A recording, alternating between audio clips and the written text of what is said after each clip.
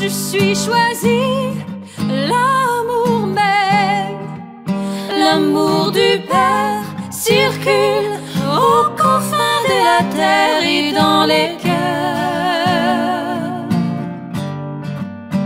et dans mon cœur, parce que l'amour m'aime, je deviens l'amour,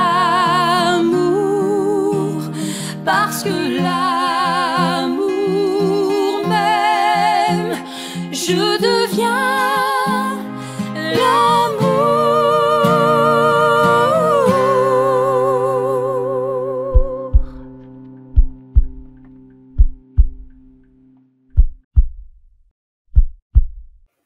Bonjour à chacun et chacune d'entre vous. Bonjour Léon. Bonjour Marianne, merci d'être là. Je suis toujours très heureuse de vous retrouver et de poursuivre nos échanges bénissants et enrichissants. Mais moi, je trouve ça très heureux, puis je te cache pas, quand je t'écoute, j'aime mieux t'écouter que de m'écouter. Je trouve ça plus agréable. Bon. Alors, nous vous souhaitons la bienvenue à ce nouveau live dans lequel nous partageons ensemble autour de la mission des choisis de Jésus et la manière dont tout a commencé. Il était important de pouvoir partir du début de la Genèse, c'est pourquoi depuis plusieurs semaines, vous nous entendez parler des ouvrages que Léandre a écrits. Et il était nécessaire avant toute chose de se plonger d'abord dans le premier recueil, Pour le bonheur des miens, 42 ingrédients pour parvenir au sommet. Ce premier livre, écrit par celui qui pensait ne pas avoir ce charisme de l'écriture, Je le pense encore. est d'une importance capitale puisqu'il est le début d'une grande aventure. C'est grâce à cet ouvrage si la mission des choisis de Jésus a pu fleurir et se déployer. Parce qu'il me semble que dans ce livre, tout avait déjà été semé. C'est important, hein, la notion de semer. On y reviendra plus tard. Merci. La semaine dernière, Léandre, vous nous avez partagé de quelle manière, quand on demande de l'aide à quelqu'un, la personne est souvent très touchée de voir qu'on ose demander son aide. Touchée que l'on soit assez humble pour reconnaître qu'on n'a pas réponse à toutes nos questions. Et vous nous racontiez la fois où vous aviez demandé de l'aide à votre fille qui, parce qu'elle s'était sentie reconnue dans sa capacité à aider son papa, avait passé la plus belle soirée qu'elle n'avait jamais encore vécue avec vous. Et d'une certaine manière, en lui demandant son aide, vous lui passiez ce message essentiel: je me sens assez petit pour vouloir être aidé. Et je pense que c'est exactement le même sentiment que Dieu doit avoir quand nous acceptons d'être assez petits pour avoir besoin de son aide. Et j'imagine, tout comme votre fille, à quel point Dieu doit passer des moments merveilleux chaque fois que nous acceptons son soutien. Et quand on veut tout prendre la place, qu'on ne veut pas l'accepter, j'imagine aussi que ça lui occasionne une grande peine. C'est un peu Oui. comme quand on voit un enfant qui aurait besoin de notre aide et qui ne veut pas l'accueillir là. Tout à fait, oui. Et Dieu parle beaucoup à travers les autres, les petits comme les grands, les enfants comme les adultes, comme les aînés. Il nous enseigne infiniment. Il se sert d'une foule de gens pour nous évangéliser. Hein? En déclarant notre impuissance dans certaines situations, nous permettons vraiment à Dieu d'agir parce que, à ce moment-là, c'est lui qui a les deux mains sur le volant de notre vie. Alors que la plupart du temps, nous cherchons toujours à tout contrôler, à tout diriger. Et nous lui laissons le volant quand on est à côté de la route, mais dès qu'on revient sur la route, on dit assis-toi en arrière, puis guide-nous Bon, au lieu de lui laisser le volant. Tout à fait. Alors, vous comprenez, il y a encore beaucoup à faire au niveau du dépouillement de nos cœurs, au niveau de la façon dont nous devons inviter Jésus à faire sa volonté en nous et notre volonté en lui. Il y a encore tant à faire avec les oui que nous devons lui donner pour qu'il prenne encore plus de place dans notre cœur et dans notre vie. Et ça me rappelle une expérience que j'ai vécue, parce que souvent, quand je relis ça, ce qui me surprend, c'est de voir que ça a été confirmé par les rencontres que j'ai faites. Ça a été confirmé par la suite par les gens qui ont mis sur ma route. Et ça me rappelle une expérience que j'ai vécue, que j'ai trouvée très, très belle et qui m'a beaucoup marqué aussi, là. C'est que je suis en Allemagne et il m'arrive un Polonais, un infirmier de profession, un type dans la cinquantaine. Il est accompagné de son ami médecin, puis il est aux prises avec un cancer, médicalement parlant, non guérissable. Alors, il vient me voir pour que je lui enseigne une prière afin qu'il pourrait être sûr que Jésus va le guérir, que Dieu va le guérir. Et là, on se parle via la traduction. Quand je suis arrivé à comprendre qu'est-ce qu'il voulait, je lui ai dit, je regrette, mais je pense que je ne peux rien faire pour vous. Parce que, j'ai dit, même si tous les deux, nous croyons au même Dieu, si tous les deux, nous savons que Dieu, c'est facile pour lui, il guérit du cancer, il n'y a rien là, il a fait des miracles bien plus grands que ça dans sa vie. Mais je ne peux rien faire parce que c'est ce que vous me demandez, c'est contraire à la mission, c'est pourquoi je suis ici. Je suis ici, moi, dans le but d'accompagner des personnes pour qu'ils fassent la volonté de Dieu. Et vous cherchez un moyen pour que Dieu fasse votre volonté. Alors, à partir de ça, je ne peux rien faire.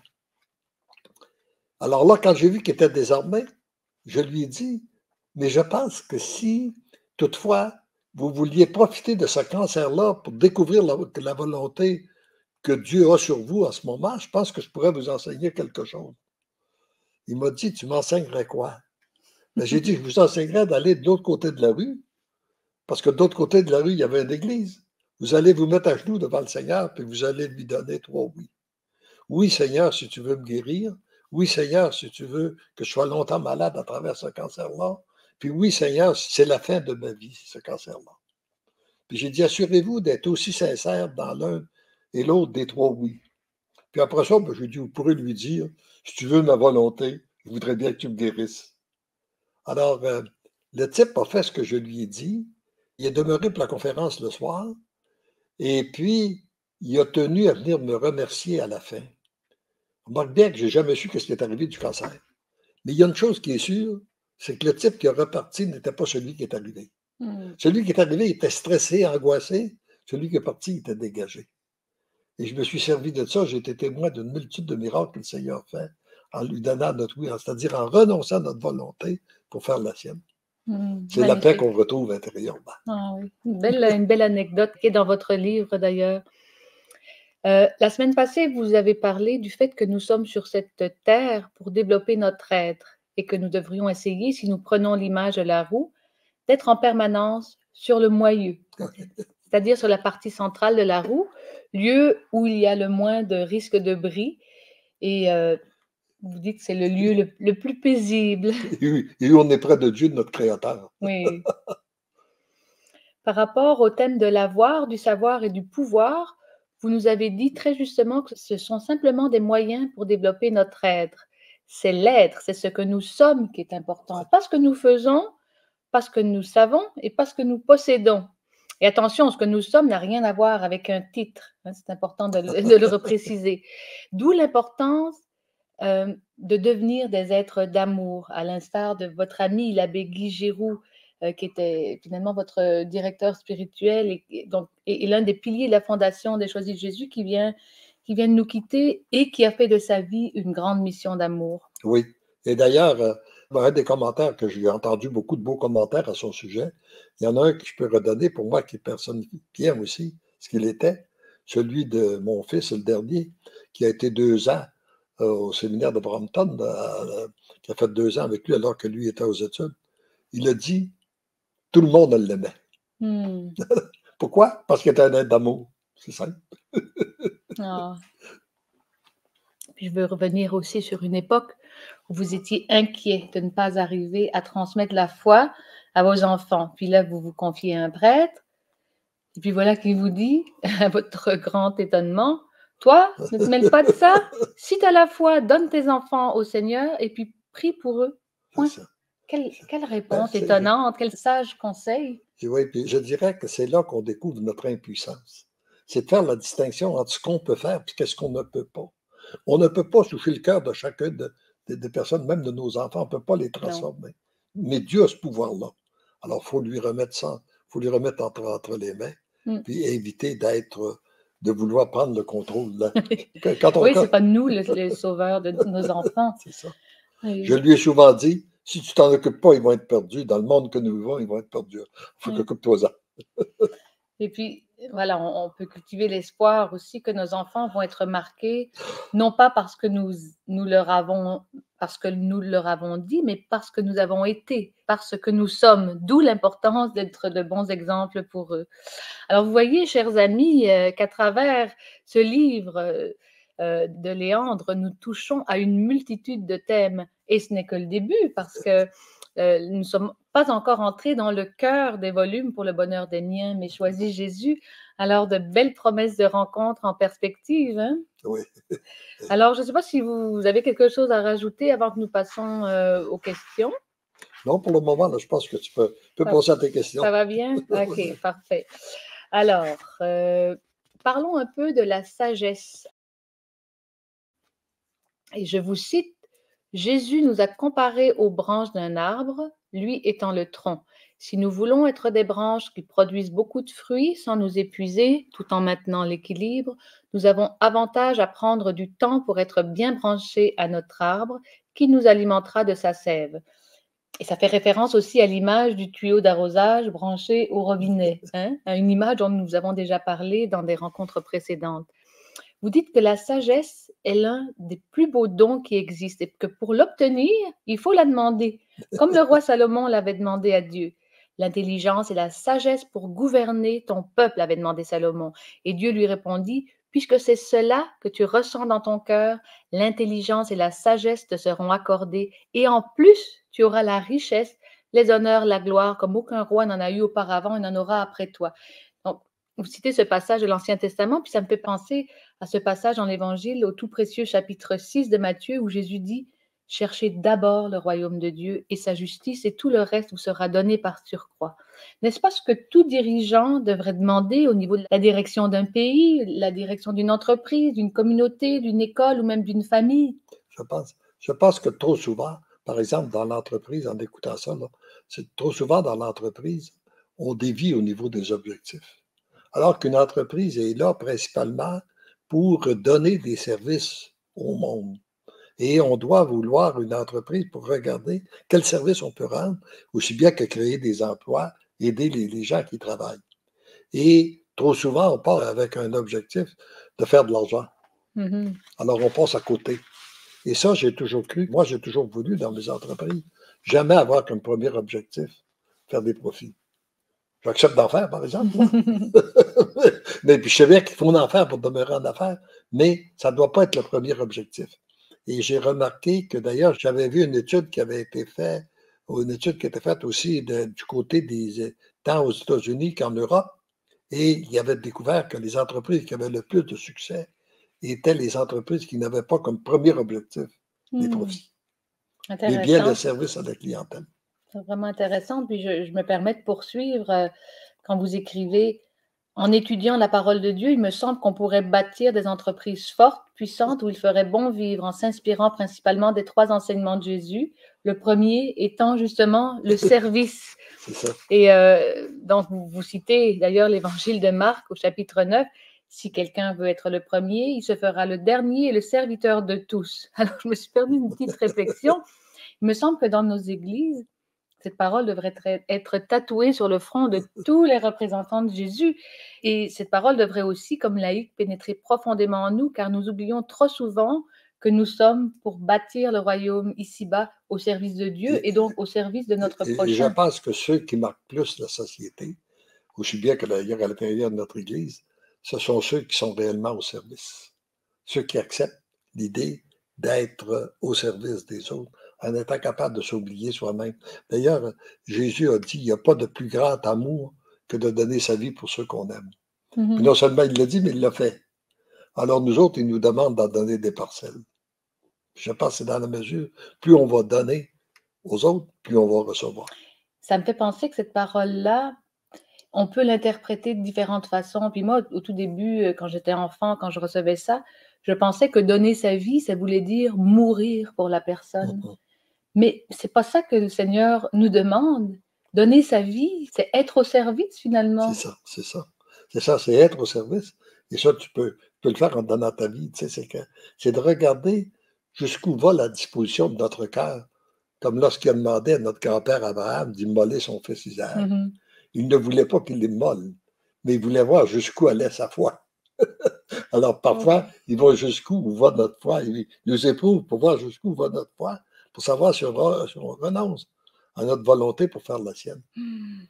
C'est vraiment ça. Oh Et, là là là là. et quand on change notre façon de penser, et ça change aussi notre façon de prier. Au lieu de prier pour que Dieu fasse notre volonté, comme on l'a vu tout à l'heure, on prie pour que qu'on soit capable de faire sa volonté à lui. Puis là, on devient témoin de son agir. C'est plus facile, c'est plus reposant. Ah. Ben, ensuite, les 2 et 3e enseignements de Jésus que vous abordez pour parler du thème Dieu et l'entreprise sont les charismes et les talents. Votre rôle comme chef d'entreprise a été d'essayer de placer la bonne personne au bon endroit. Vous faites une distinction entre les charismes et les talents, donc les talents dont vous parlez tout de suite après les charismes. Alors, en réfléchissant un petit peu au charisme, j'ai d'abord trouvé, si vous permettez, Oui. définition que je trouvais intéressante. Les charismes ou dons spirituels sont des capacités surnaturelles que l'Esprit Saint donne aux croyants pour qu'ils puissent être des instruments de l'amour et de la puissance de Dieu pour leurs prochains. Et les talents seraient plutôt des aptitudes particulières à faire quelque chose, une capacité, un don remarquable dans différents domaines. Mais l'important ici, ce ne sont pas tant les définitions, mais bien la manière dont nous devons utiliser ces charismes et ces talents. Qu'est-ce que vous avez à Et partager? l'expérience de ce côté-là, non? J'accepte ce que tu dis, mais j'aurais tendance à dire, moi, de la façon que je le vois, c'est que on a tous des talents. Tu sais, de différentes façons, on s'aperçoit de ça. D'ailleurs, on s'en aperçoit même chez les jeunes enfants. On s'aperçoit qu'il y en a que c'est naturel, ils ont des choses, des talents. Mais plus on s'approche de Dieu, plus on prend du temps avec lui, plus il se développe et plus ils deviennent des charismes. Je pense que c'est dans la mesure où on s'approche de Dieu qui vient purifier nos talents, qui vient les amplifier pour faire des charismes de sorte que ça passe plus facilement. Hein? Alors, je pense qu'on a tout avantage à se laisser purifier, transformer par Dieu pour qu'il fasse éclater les talents qu'il a mis en nous qui deviennent des charismes. Ah, c'est intéressant, ça. Waouh! On s'en vient vers la fin de ce livre-là. Hein. Quand vous m'aviez parlé, quand vous m'aviez téléphoné pour me demander de faire ces petites entrevues-là avec vous, vous disiez, oh, on va faire une rencontre par livre. Une rencontre par livre, mais non, vous n'y pensez pas. Donc, vous voyez qu'il y a beaucoup de contenu. Puis ce que je trouve intéressant, c'est de voir de quelle manière Dieu nous permet aussi de faire en sorte de renouveler ce qu'il avait mis dans votre cœur il y a 30 ans, à l'époque de l'écriture de ce livre-là. C'est qu'avec votre regard, de voir qu'est-ce qui suscite aussi pour bonifier finalement tous les enseignements de ce livre-là. Alors voilà, on va se retrouver la semaine prochaine, même jour, même heure. Alors d'ici là, soyez abondamment bénis et n'oubliez pas que... Puis on le dit pour tout le monde. Oui. Parce que l'amour nous aime, nous devenons l'amour. Hein? Ce qui veut dire parce que Dieu nous aime, qu'on se laisse aimer, nous devenons des êtres d'amour. Puis en devenant des êtres d'amour, on reconstruit une société nouvelle. Nous redonnons une nouvelle espérance au monde. Et c'est cette espérance-là que je vois qui est en train de se réaliser sous nos yeux. Et rendons grâce à Dieu d'être témoin de son agir. Je suis choisi, l'amour même, l'amour du Père circule aux confins de la terre et dans les cœurs et dans mon cœur, parce que là